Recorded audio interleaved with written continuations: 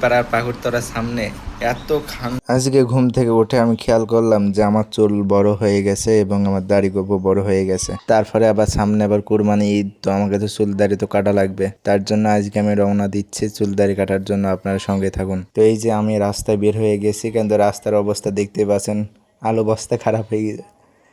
তো এখন আমি যাব দাদার সাইকেল নিয়ে আসতে, সাইকেল নিয়ে যাব, কারণ রাস্তার পরিস্থিতি খুবই খারাপ, গাড়ি ঘোড়া চলাচল করছে না।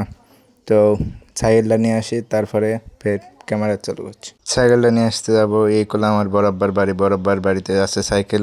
তো সাইকেলটা নিয়ে আসি, তো রওনা দিয়ে দিয়েছি বাজারের উদ্দেশ্যে সাইকেলটা নিয়ে। এখন গিয়ে চুলমুল কাটবো, তো দেখাই যাক কিরকম ভিড় হয়, কারণ সামনে তো কুরবানি ঈদ। আর রাস্তার অবস্থা খুবই খারাপ, দেখতে পাচ্ছেন যে টলমলিয়ে চলছে সাইকেল। তো আমরা চলে আসলাম চুল কাটার জন্য। কি ঘাম, খুবই গরম পড়ছে আমঝুপিতে আজ। তো চুল কাটা নিয়ে চলে আসলাম, ফ্যানের তলে বসলাম। আর একটা মজার বিষয় হলো এটা যে চুল কাটার দোকানে একটাও মানুষ নাই, এমনকি সেলুন নালা যে চুল কাটায় সেও নাই। তো আমি ফ্যানটা চালু করে দিয়ে বসলাম, এখন আসবে তারপরে আমার চুলমুল কেটে নিব।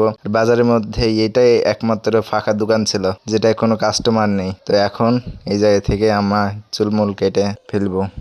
7 সমুদ্র 13 নদী পার হয়ে আমি আসলাম, কারণ মিরপাড়ার পাহুড়তলার সামনে এত খান্ডে পানি হবে, মানে এক পা পর্যন্ত পানি হবে যত সম্ভব। আমি সাইকেল নিয়ে আসলাম, আমার পাও ভিজে গিয়েছে। তো চুল কাটার দোকানে আসলাম, এই দোকানে ভিড় নেই, এই দোকানে ঢুকে পড়লাম। চুলটা কেটে দেখা হচ্ছে। তো চুল কাটার পরে এটা হচ্ছে আমার ফাইনাল লুক। তো আপনারা সবাই জানিয়ে যাবেন যে কিরকম হয়েছে। আমার কাছে মোটামুটি ভালো লেগেছে। আজকের ভিডিও এই পর্যন্ত। আপনারা সবাই ভালো থাকবেন আর আমার এই পেজটাকে ফলো করে দিবেন।